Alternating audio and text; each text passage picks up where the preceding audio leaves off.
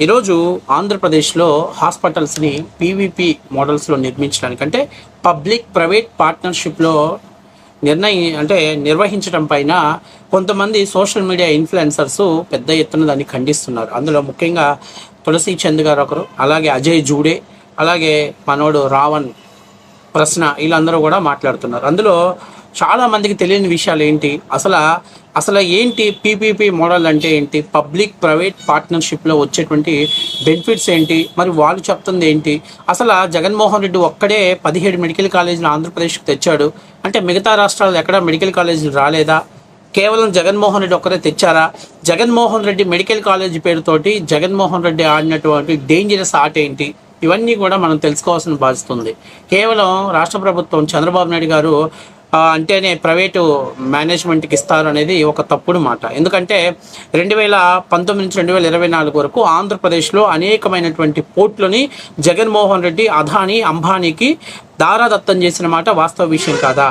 ఎందుకు చేశాడు దారాదత్తం? ప్రభుత్వ పరంలో ఉన్నటువంటి పోర్టులని, ఆ పోర్టులు ప్రైవేటు మరియు ప్రభుత్వ యాజమాన్యంలో నడుస్తున్నటువంటి పోర్టులని కూడా బెదిరించి వాళ్ళ దగ్గర నుంచి పోర్టులను ఓడవిక్కొని అదానికి అంబానీ పరం చేసిన మాట వాస్తవం కాదా? మరి ఎందుకు జగన్మోహన్ రెడ్డి ప్రైవేట్ పరం చేసిన జగన్మోహన్ రెడ్డి పీపీపీ అంటే ఒక బూచిగా చూస్తున్నాడు? సరే, ఇందులో ముఖ్యంగా అజయ్ జూడే ఈరోజు ఒక వీడియో మాట్లాడాడు. ఈ వీడియోలో జగన్మోహన్ రెడ్డి అడ్డంగా దొరికిపోయాడు. మరి ఒకవేళ మనోడికి డేటా కరెక్ట్గా ఇచ్చారో ఇవ్వలేదో కానీ ఈ వీడియోతోటి జగన్మోహన్ రెడ్డి అడ్డంగా దొరికిపోయాడు. ఒకసారి ఆ వీడియోని మీరు పూర్తిగా చూడండి. చూసిన తర్వాత ఆ వీడియో పైన నేను మాట్లాడతాను. రెడ్డి గారు తెచ్చిన ఆరోగ్యశ్రీని గానీ జగన్మోహన్ రెడ్డి గారు తెచ్చిన జియో 108 కూడా మనం డిస్కౌంట్ ఇవ్వలేం. దానికి మనం సెంటర్ నుంచి ఎంత ప్రెషర్ ఉన్నా కూడా దాన్ని ఆయన తట్టుకొని నిలబడి 17 కాలేజెస్ నేను కట్టిస్తాను అని నిలబడిన వ్యక్తి ఆయన. అఫ్ కోర్స్ ఆయన దిగే లోపల 5 కట్టగలిగారు కానీ ఇంకా చాలా స్కోప్ ఉంది. 29 కాలేజెస్ రావడానికి సెల్ఫ్ సస్టైన్ మోడల్ లో national bank for agriculture and rural development అని నబార్డ్ అంటారు. నబార్డ్ నుంచి ఫండింగ్ తీసుకొచ్చారు. సెంట్రల్ గవర్నమెంట్ నుంచి రకరకాల ఫండింగ్స్ తీసుకొచ్చారు ఆయన. అగైన్ సెంటర్ కి అగేన్స్ట్ వెళ్ళి వాళ్ళ నుంచి ఫండింగ్ రప్పించగలిగారు ఆయన. సో దీన్ని అండు చేయడం ఎంతవరకు కరెక్ట్ అని చెప్పి జనాలు క్వశ్చన్ చేస్తున్నారు. నేను మిమ్మల్ని ఒక క్వశ్చన్ అడుగుదాం అనుకున్నా, మీరు కింద. సో చూసారు కదా ఆయన ఏం చెప్పాడు, నాబార్డ్ నుంచి కూడా రుణాలు తెచ్చుకున్నాడు, అలాగే కొన్ని కేంద్ర సంస్థల నుంచి కూడా ఆయన రుణాలు తెచ్చుకున్నాడు అని చెప్పి, అంటే హాస్పిటల్స్ కడతానని చెప్పేసి రుణాలు తెచ్చుకున్నాడు. ఇక్కడే అజయ్ జూడే చెప్పిన మాటల్లోనే వైఎస్ జగన్మోహన్ రెడ్డి అడ్డంగా దొరికిపోయాడు. ఒకటి. రెండవది, సెల్ఫ్ సస్టైన్ అనేది 2023 జగన్మోహన్ రెడ్డి గారు జీవో నెంబర్ 108ని తీసుకొచ్చాడు. అంటే సెల్ఫ్ సస్టైన్ అంటే ఏంటి అనేది, అంటే ప్రభుత్వ మెడికల్ కాలేజెస్లో, అంటే ఇప్పుడు కట్టబోయేటువంటి 17 మెడికల్ కాలేజెస్లో జగన్మోహన్ రెడ్డి గారు చెప్పింది ఏంటంటే, సపోజ్ మీకు చిన్న ఉదాహరణ చెప్పాలి అని అంటే, పులివెందుల మెడికల్ కాలేజ్ ఉంది. ఆ మెడికల్ కాలేజీలో మొత్తం 150 సీట్లు. ఆ 150 సీట్లలో ఈయన తీసుకొచ్చినటువంటి విధానం ఏంటంటే 75 సీట్లని కేవలం 15,000 రూపాయల సంవత్సరానికి వార్షిక ఫీజు తోటి విద్యార్థులు ఎంబీబీఎస్ని చదువుకోవచ్చు. ప్రభుత్వ కాలేజెస్లో మేనేజ్మెంట్ కోటాను తీసుకొచ్చాడు Jaganmohan Reddy. Self finance category అని చెప్పేసి బి కేటగిరీ తీసుకొచ్చాడు. ఈ బి కేటగిరీ ఏంటంటే, ప్రభుత్వ మెడికల్ కాలేజీలో ఎవరైనా మిగిలిన వాళ్ళు 35% మంది చదువుకోవాలంటే ప్రభుత్వానికి ప్రతి సంవత్సరం 12 లక్షల రూపాయలని జగన్మోహన్ రెడ్డి గారు మేనేజ్మెంట్ కోటా ద్వారా విద్యార్థుల దగ్గర నుంచి వసూలు చేస్తాడు. ఇక C NRI quota. NRI quota అంటే ఏంటంటే, ప్రభుత్వ కళాశాలలో ఎన్ఆర్ఐస్ ఎవరైనా చదువుకోవాలంటే 20 లక్షల రూపాయలు ఫీజు చెల్లించి వాళ్ళు ప్రభుత్వ కళాశాలలో విద్యని అభ్యసించవచ్చు. ఇక మీకు ఫస్ట్ చెప్పా జనరల్ కోటా కదా.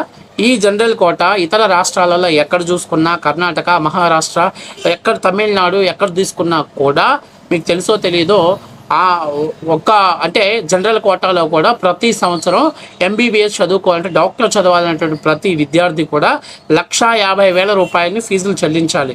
కానీ ఒక్క ఆంధ్రప్రదేశ్లో మాత్రమే 2014-15లో నారా చంద్రబాబు నాయుడు గారు ఈ జనరల్ కోటా అనేది పేద విద్యార్థులకు ఈ 1,50,000 కట్టాలంటే వాళ్ళకి శక్తి సరిపోకపోవచ్చు.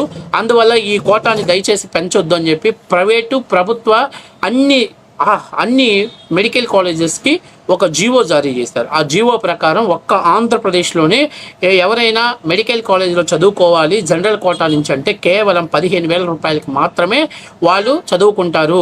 ఈవెన్ ఎన్ఆర్ఐ మెడికల్ కాలేజీ కావచ్చు, లేకపోతే అపోలో ఫార్మసీ మెడికల్ కాలేజీ కావచ్చు, కాటూరి మెడికల్ కాలేజీ కావచ్చు, లేకపోతే నారాయణ మెడికల్ కాలేజీ కావచ్చు, ఏ మెడికల్ కాలేజీలోనైనా జనరల్ కోటా నుంచి 50% సీట్లలో కేవలం 15,000 రూపాయలు చెల్లించి వాళ్ళు డాక్టర్ విద్యని అభ్యసించవచ్చు. అది చంద్రబాబు నాయుడు గారు పెట్టినటువంటి విధానం. మిగతా ఏ రాష్ట్రాలలో ఈ విధానం లేదు. మరి దీని గురించి ఎందుకు వీళ్ళు మాట్లాడట్లేదు? ఎందుకు వీళ్ళు దీని గురించి మాట్లాడట్లేదు? నిజంగా చెప్తున్నాను, ఇది చాలా మంచి విషయం. 15,000 5 సంవత్సరాలకు 75,000 కట్టేస్తే అతను అక్కడ నుంచి డాక్టర్ అయి బయటకు వెళ్తున్నాడే. అలాంటి అద్భుతమైనటువంటి అవకాశం తెచ్చిన చంద్రబాబు నాయుడు గురించి ఎందుకు మాట్లాడట్లేదు? దాదాపుగా 50 సీట్లకి ఇదే సిస్టాన్ని తీసుకొచ్చాడు. అదే సిస్టాన్ని జగన్మోహన్ రెడ్డి గారు కూడా ఇప్పుడు సెల్ఫ్ సస్టైన్ అది వీళ్ళు చెప్తున్నారు కదా, అద్భుతమైనటువంటి విషయాన్ని ఇనాగ్రేషన్ చేశాడు, జాతికి అంకితం ఇచ్చాడు జగన్మోహన్ రెడ్డి అని చెప్తున్నారు కదా. అదే జగన్మోహన్ రెడ్డి గారు మెడికల్ కాలేజీలో భవిష్యత్తులో ప్రభుత్వం ఖర్చు పెట్టకుండా కేవలం విద్యను అభ్యసించేటువంటి విద్యార్థుల దగ్గర నుంచి డబ్బులు కలెక్ట్ చేసి ఆ డబ్బులతోటి గవర్నమెంట్ మెడికల్ కాలేజెస్లో ఎక్విప్మెంట్స్ని కొంటాము అని చెప్పాడు. మరి నేను అడుగుతున్నా, ఈయనేంటి మరి పబ్లిక్ పేదవాడికి విద్యను అందించడానికి వచ్చా ఉన్నారు, మరి పేదవాడి దగ్గర నుంచి 35% ఉన్న వాళ్ళ దగ్గర 12 లక్షలు తీసుకుంటున్నాడు, ఎన్ఆర్ఐ కోటాలో 20 లక్షలు తీసుకుంటున్నాడు. మరి ఇది ప్రైవేటు అంటే మేనేజ్మెంట్ కోటా జీవో నెంబర్ 108ని తీసుకొచ్చింది జగన్మోహన్ రెడ్డి కదా, దేశ చరిత్రలో ఎవరు తీసుకురాలా. సరే, ఇప్పుడు ఈ పీపీపీ గురించి మనం మాట్లాడుకునే ముందు ఈయన అజయ్ జూడే ఒకటి చెప్పాడు. ఏం చెప్పాడు? నాబార్డ్ నుంచి కూడా జగన్మోహన్ రెడ్డి గారు రుణాలు తెచ్చుకున్నాడు. ఎస్, వాస్తవం. జగన్మోహన్ రెడ్డి గారు మొన్న వైఎస్ఆర్ కాంగ్రెస్ పార్టీ అప్పటి విద్యా ఆరోగ్య శాఖ మంత్రిగా వైద్య శాఖ మంత్రిగా ఉన్నటువంటి విడుదల రజనీ గారు ఒక రిలీజ్ చేశారు. అందులో చాలా హాస్పిటల్స్ అన్నీ కూడా నాబార్డు కింద, కొన్ని గవర్నమెంట్ హాస్పిటల్స్ కింద అంటే సెంట్రల్ గవర్నమెంట్ కింద టైప్ పెట్టుకున్నారు. అందులో మొత్తం 17 మెడికల్ కాలేజీలు కట్టాలంటే 8,498 కోట్లు అంటే రమారమి 8,500 కోట్ల రూపాయలని చెల్లించాలి. జగన్మోహన్ రెడ్డి ఏం చేశాడు? నేను 17 మెడికల్ కాలేజీలు కడతాను, 17 మెడికల్ కాలేజీలు మేమే ప్రభుత్వ ఆధ్వర్యంలో క్లియర్ చేస్తాము, మాకు నిర్మాణం చేయడానికి రుణాలు కావాలి అని చెప్పేసి నాబార్డు దగ్గర నుంచి 4,948 కోట్ల రూపాయలని 17 మెడికల్ కాలేజీల నిర్మాణం కోసం అని చెప్పేసి ఆయన అప్పుగా తీసుకున్నాడు. అట్లాగే సెంట్రల్ గవర్నమెంట్ నుంచి అంటే సెంట్రల్ గవర్నమెంట్స్ కొన్ని హాస్పిటల్స్ ఇప్పుడు మీకు చెప్పాలి అని అంటే అక్కడ ఏజెన్సీ ప్రాంతంలో కట్టారు కదా, ఆ మెడికల్ కాలేజీని సెంట్రల్ గవర్నమెంట్కి అండర్ టేకింగ్లో పనిచేస్తుంది. అలాంటి దగ్గర నుంచి దాదాపుగా 1,490 కోట్ల రూపాయలని వాళ్ళ దగ్గర నుంచి రుణాలుగా తెచ్చుకున్నారు. సో ఎవరు చెప్పరు, వీళ్ళు ఇవన్నీ చెప్పరు. ఎందుకు చెప్పరు అని అంటే జగన్మోహన్ రెడ్డి ఇవన్నీ చెప్తే పేమెంట్ ఎందుకు ఇస్తాడు? మెట్టతో కొడతాడు కదా. ఇప్పుడు వీళ్ళకి బాగా ఇన్ఫ్లుయెన్సర్స్ వాళ్ళు మాట్లాడిన వీడియోలు జనాల్లోకి వెళ్తాయి కాబట్టి మనం ఏది మాట్లాడినా చెల్లిద్దే అనుకుంటున్నారు కాబట్టి వాళ్ళు చెప్తుంది. సో ఇప్పుడు జగన్మోహన్ రెడ్డి గారు కేంద్ర ప్రభుత్వం దగ్గర నుంచి 1,490 కోట్ల రూపాయలు తీసుకున్నాడు. అంతేకాకుండా జగన్మోహన్ రెడ్డి గారు రాష్ట్రంలో ఉన్నటువంటి ఎంబీబీఎస్ సీట్లకు గాను పీజీ అంటే ఎంబీబీఎస్ కంప్లీట్ అయిన తర్వాత పీజీ కోర్సు నేర్చుకోవడం కోసం సీట్ల పెంపు కోసము రాష్ట్ర ప్రభుత్వము కేంద్ర ప్రభుత్వం రాష్ట్ర ప్రభుత్వానికి 890 కోట్ల రూపాయలని చెల్లించింది. ఆ డబ్బుల్ని కూడా ఈయన హాస్పిటల్స్ నిర్మాణం పేరుతోటి వాటిని దారి మళ్లించాడు. సరే, ఇప్పుడు జగన్మోహన్ రెడ్డి గారు 5 హాస్పిటల్స్ని కట్టాడు. ఆ 5 హాస్పిటల్స్ ఆ లెక్క ప్రకారం అరకొర నిధులతోటి ఆయన కంప్లీట్ చేశారు. అంటే దాదాపుగా ఎన్ని హాస్పిటల్స్కు జగన్మోహన్ రెడ్డి కట్టడానికి కేవలం 1,890 కోట్ల రూపాయలు ఖర్చు పెట్టాడు. మీకు తెలుసో తెలియదో మార్కాపురంలో 450 కోట్ల రూపాయలు మార్కాపురం హాస్పిటల్ నిర్మాణం ఖర్చు అయితే దానికి కాను జగన్మోహన్ రెడ్డి 75 కోట్లు ఖర్చు పెట్టాడు. అంటే మీకు ఆ లెక్కలో తీసుకోవాలంటే దాదాపుగా అది మీకు ఎంత పర్సెంటేజ్ వచ్చింది? 16-17% వచ్చింది. ఇక బాపట్లలో అయితే కేవలం 39 కోట్లు ఖర్చు పెట్టాడు. అప్పుడు ఇది మీకు దాని పర్సంటేజ్లో తీసుకోవాలంటే కేవలం 7% కింద వస్తుంది. ఇట్లాగా మిగిలినటువంటి 10 మెడికల్ కాలేజెస్ నిర్మాణం చేయడానికి జగన్మోహన్ రెడ్డి పెట్టిన ఖర్చు రమారమి లెక్క పెట్టుకున్నా కూడా 600 నుంచి 800 కోట్లు ఖర్చు పెట్టలేదు.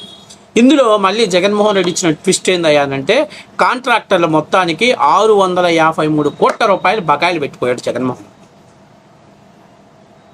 కేంద్ర ప్రభుత్వం మీద నాబార్డు దగ్గర నుంచి 4,940 కోట్ల రూపాయలు అప్పు తెచ్చాడు. కేంద్ర ప్రభుత్వం వాటా వాడాడు, పీజీ సీట్లు వాటా ఆ డబ్బులు వాడుకున్నాడు. అట్లాగే కాంట్రాక్టర్లకి 653 కోట్ల రూపాయలు అప్పు పెట్టాడు. ఇది కాకుండా నేను విద్యను తెస్తున్నానంటూ ప్రభుత్వ గవర్నమెంట్ మెడికల్ కాలేజీలో సెల్ఫ్ సస్టైన్ కింద మేనేజ్మెంట్ కోటాను తీసుకొచ్చి డబ్బులు వసూలు చేసే కార్యక్రమాన్ని తెరపైకి తెచ్చాడు జగన్మోహన్ రెడ్డి. ఇప్పుడు నేను అడుగుతుంది ఏంటి, ఇన్ని తప్పులు చేసి జగన్మోహన్ రెడ్డి ఈ అన్ని ఎక్స్పెన్సెస్కి జగన్మోహన్ రెడ్డి 1700-1800 కోట్లు ఖర్చు పెట్టి అందులో కూడా 653 కోట్ల రూపాయలు బకాయిలు పెట్టిపోతే రాష్ట్ర ప్రభుత్వం గత 15 నెలలుగా దాదాపుగా ఈ మెడికల్ కాలేజీల నిర్మాణం కోసం ఏదైతే కన్స్ట్రక్షన్ స్టార్ట్ అయ్యి కొంత ఆగిందో ఆ మెడికల్ కాలేజ్ నిర్మాణం కోసం గత 15 నెలలుగా రాష్ట్ర ప్రభుత్వం పెద్ద ఎత్తున ఖర్చు పెట్టింది. మరి ఇవన్నీ ఎందుకు దాచిపెడుతున్నారు మీరు? ఎందుకు దాచిపెడుతున్నారు? అందరు మాట్లాడితే ఇంకొక ముఖ్యమైన విషయం చెప్తున్నా.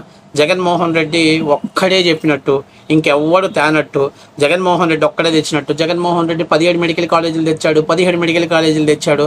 ఆయన ఒక్కడే కాదయ్యా మగోడు, అందరూ కూడా తెచ్చారు. మీకు చిన్న విషయం చెప్తా. 2020 కరోనా పాండమిక్ సిచ్యువేషన్ వచ్చిన తర్వాత కేంద్ర ప్రభుత్వం నీతి ఆయోగ్ మరియు అలాగే కేంద్ర ప్రభుత్వంలో ఉన్నటువంటి ఆయుష్మాన్ భారతి వీళ్ళందరూ కూడా కూర్చొని మాట్లాడి ఇప్పుడు ప్రస్తుతం ఉన్నటువంటి హాస్పిటల్స్ కాకుండా ఇంకా కొన్ని హాస్పిటల్స్ని పెంచాల్సినటువంటి బాధ్యత మన పైన ఉంది. ఎందుకంటే పేదవాళ్ళు చాలామందికి ప్రభుత్వ హాస్పిటల్స్లో వైద్యం అందక, హాస్పిటల్స్లో బెడ్స్ ఖాళీ లేక చాలా ఇబ్బంది పడ్డారు. కాబట్టి కనీసం ప్రతి జిల్లాకి ఒక సూపర్ స్పెషాలిటీ హాస్పిటల్స్ ఉండాలి అనేటువంటి నినాదంతో నీతి ఆయోగ్ ఆ రోజు వివిధ రాష్ట్రాలకి, మన ఆంధ్రప్రదేశ్కు 17 మెడికల్ కాలేజీలు తెస్తే అందులో మన పోటుగాడు ముక్కి మూలిగి ఇన్ని డబ్బులు దాదాపుగా 6800 కోట్ల రూపాయలని ఆయన జేబులో వేసుకొని 5 హాస్పిటల్స్ని కూడా 75% కంప్లీట్ చేశాడు. మిగిలిన 25% అలాగే పెండింగ్ పెట్టాడు. అయితే నేనేం మాట్లాడతాడు, 17 మెడికల్ కాలేజీలు కేంద్రంతో ఫైట్ చేసి తెచ్చాడు. అరే నాకు అర్థం కావట్లేదు, కేంద్రంతో ఫైట్ చేసి ఎందుకు తెస్తాడు? నీతి ఆయోగ్ ఆ రోజు క్లియర్ ఇన్స్ట్రక్షన్స్ ఇచ్చింది. ఒక తెలంగాణలో 38 మెడికల్ కాలేజీలు వచ్చాయి. అట్లాగే మీకు తమిళనాడులో తీసుకుంటే 29 మెడికల్ కాలేజీలు వచ్చాయి. కర్ణాటకలో 16 మెడికల్ కాలేజీలు, అలాగే మహారాష్ట్రలో 28 మెడికల్ కాలేజీలు, మధ్యప్రదేశ్లో 12 మెడికల్ కాలేజీలు, ఉత్తరప్రదేశ్లో 40 మెడికల్ కాలేజీలు.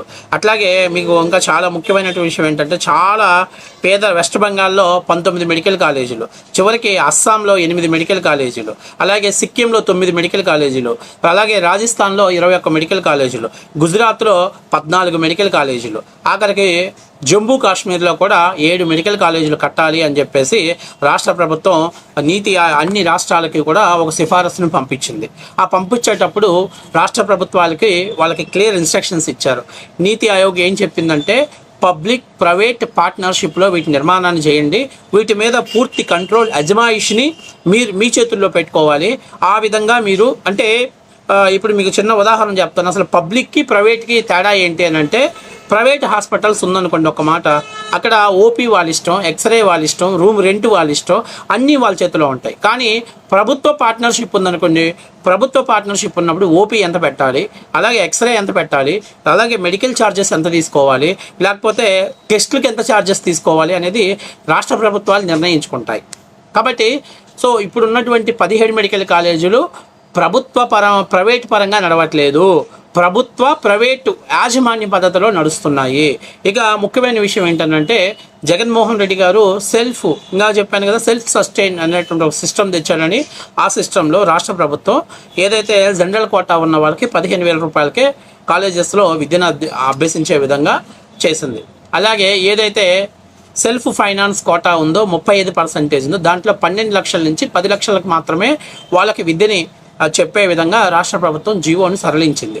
ఇక ఎన్ఆర్ఐ కోటాని ఒక 2 లక్షలు అటు ఇటుగా పెంచడం, ఎందుకంటే ఎన్ఆర్ఐస్ అంటే వాళ్ళకి ఎలాంటి డోకా లేదు కాబట్టి వాళ్ళని పెంచాలి అనేది రాష్ట్ర ప్రభుత్వం నిర్ణయం తీసుకుంది. అలాగే ఎక్కడైనా ఈ పీపీపీ మోడల్స్లో ఏదైనా లోటుపాట్లు ఉంటే వాటి మీద ప్రభుత్వం ఫైట్ చేయడంలో తప్పులేదు. కానీ జగన్మోహన్ రెడ్డి 6,000 కోట్ల రూపాయలు జేబులో పెట్టుకున్నాడు. ఈరోజు రాష్ట్ర ప్రభుత్వాలు హాస్పిటల్స్ కట్టాలంటే ఈ 6,000 కోట్ల రూపాయలకు సంబంధించిన 4,980 కోట్ల రూపాయలని నాబార్డుకు చెల్లించాలి. అంతేకాకుండా కొత్తగా హాస్పిటల్ నిర్మాణం చేయాలంటే మళ్ళీ దాదాపుగా 7,000 కోట్ల రూపాయలు రాష్ట్ర ప్రభుత్వం ఎక్స్పెన్సెస్ పెట్టాలి. ఇవన్నీ కూడా జగన్మోహన్ రెడ్డి దాచిపెట్టినటువంటి అమ్మక్కులు, జగన్మోహన్ రెడ్డి రాష్ట్ర ప్రజలు చేసినటువంటి మోసం. మరి అజయ్ జూడే గారు నేను అడుగుతున్నా, నాబార్డు నుంచి రుణాలు తీసుకున్నాడు అన్న కదా, ఎంత రుణం తీసుకున్నాడు, ఎందుకు ఆయన ఖర్చు పెట్టిందంతా తీసుకున్న రుణం ఏది, తీసుకున్న రుణం ఆయన ఖర్చు పెట్టినప్పుడు దాన్ని ఎక్కడ ఉంచాడు అనేటువంటిది మీలాంటి మేధావులు చెప్పాలి. మరి ఎందుకు చెప్పట్లేదు అని అంటే మీరు తులసి చంద్ గారు కావచ్చు, మరి ఎవరు కూడా వైఎస్ఆర్ కాంగ్రెస్ పార్టీకి ఒక వీడియో చేస్తే వాళ్ళు పేమెంట్ ఇస్తామన్నారు. మీరు ఇన్ఫ్లుయెన్సర్స్గా జగన్మోహన్ రెడ్డి గారు ఏదైతే ఈ హాస్పిటల్స్ని పీపీపీ మోడల్ మీద సామాన్య ప్రజలకు స్లోగా పాయిజన్ ఎక్కించాలి అనేటువంటి విధానంతో తీసుకొచ్చారు. నేను ఈరోజు జగన్మోహన్ రెడ్డి అడుగుతున్నా, ఒక్క ఆంధ్రప్రదేశ్లోనే కాదయ్యా, వైఎస్ఆర్ కాంగ్రెస్ పార్టీ నాయకులు మొగోళ్ళకి మొనగాళ్ళకి చెప్తున్నాను, మీరు ఒక్కరే కాదు, మీరు తెచ్చింది 17 హాస్పిటల్స్. పక్కన తెలంగాణలో ప్రభుత్వంలో అప్పుడు కేసీఆర్ గారు 38 హాస్పిటల్స్ని తీసుకొచ్చుకోగలిగాడు. సిగ్గుండాలి మీరు మాట్లాడటానికి, ఇంగిత జ్ఞానం ఉండాలి మీకు మాట్లాడటానికి. ఈరోజు మీరు చేసిన తప్పులు, మీ చేతగానితనం, హాస్పిటల్స్ కడతానని డబ్బులు తీసుకెళ్ళిపోయి ఆ డబ్బులన్నీ కూడా జగన్మోహన్ రెడ్డి జిల్లాకు ఒక వైఎస్ఆర్ కాంగ్రెస్ పార్టీ కార్యాలయాన్ని కట్టి ఈరోజు విద్యని వైద్యాన్ని దూరం చేసి మళ్ళీ పైపెచ్చి మా నాయన ఆరోగ్యశ్రీ ప్రదాత, నేను సంక్షేమ స్ఫూర్తి ప్రదాతని ఇలాంటి మాటలు చెప్పడానికి మీరు ఆత్మవిమర్శ చేసుకోవాలని నేను కోరుకుంటున్నాను.